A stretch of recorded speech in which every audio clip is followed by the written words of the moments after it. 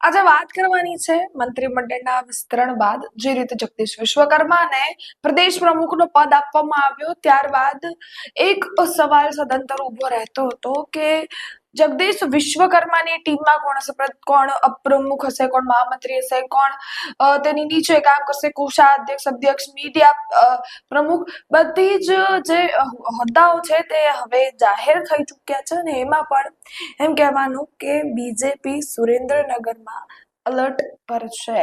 બહુ ફૂકી કદમ મૂકી રહી છે, પગ મૂકી રહી છે ને ક્યાંક તેમનું વર્ચસ્વ વધારવાની કોશિશ કરી રહી છે. બે નામ સુરેન્દ્રનગરના લેવામાં આવ્યા છે ને ત્યારબાદ એ પણ વાત કરવાની છે કે એક નામ જેને કાઢવામાં આવ્યું છે ને તેની જગ્યાએ બીજું નામ છે તે લેવામાં આવ્યું છે. તે ક્યાંક ચોંકાવનારું નામ પણ હોઈ શકે છે. ત્યારે કયા નામ એ છે અને કઈ રીતે સુરેન્દ્રનગરમાં બીજેપી અલર્ટ પર છે, કોનું નામ કાઢી નાખવામાં આવ્યું છે ની તો જગ્યાએ કોનું નામ લેવામાં આવ્યું છે, શું સમગ્ર મામલો બન્યો છે, નામ લેતા શું રાજકારણમાં ગરમાવો આવ્યો છે, વિગતવાર વાત કરવાની છે. નમસ્કાર, હું છું જ્યોતિકા પંડ્યા અને તમે જોઈ રહ્યા છો ષડયંત્ર.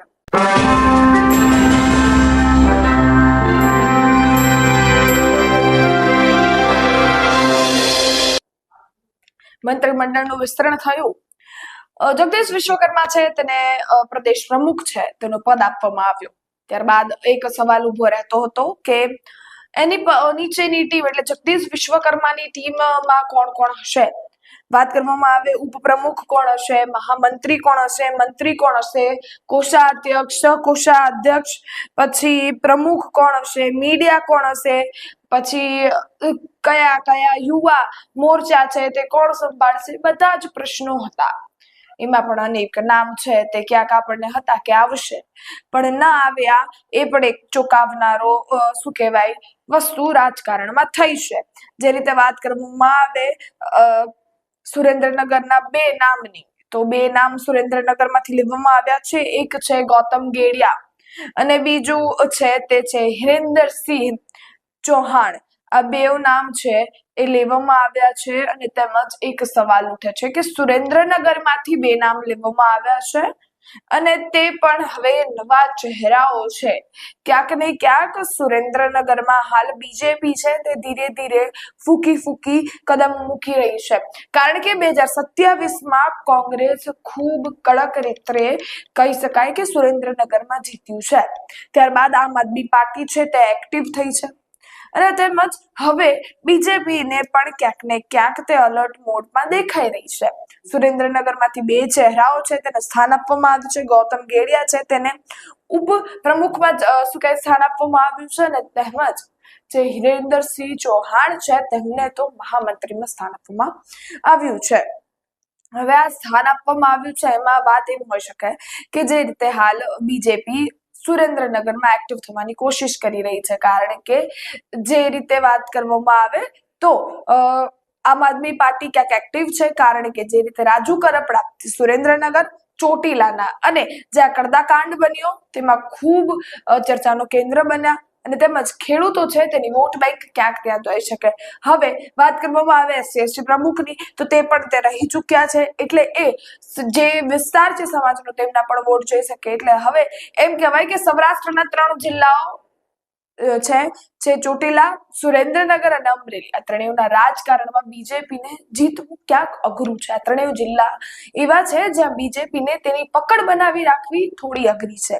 હવે સુરેન્દ્રનગરમાં તે આ સમગ્ર જે રાજકારણ ગરમાયું હતું તેમાં ક્યાંક ને ક્યાંક એવું દેખાઈ રહ્યું છે કે હવે જ્યાં બંને સ્થાન આપવામાં આવ્યા છે સુરેન્દ્રનગરમાંથી તે ક્યાંક અલર્ટ મોડમાં છે બીજેપી અને ક્યાંક તેમનું સ્થાન બનાવવાની કોશિશ છે તે કરી રહી છે.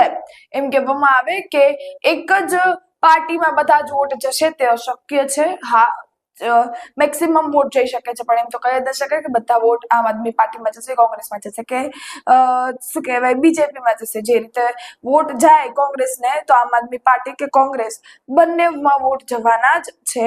2, 5, 10, 15, 20 જે પણ વોટ બટાય તે બટાવવાના જ છે. વાત કરવામાં આવે હવે જયેશ રાદડિયા જી આમ એક એવું છે જે આપણે મંત્રીમંડળનું વિસ્તરણ થયું ત્યારે પણ એમ હતું કે મંત્રીનો પદ દેવામાં આવશે.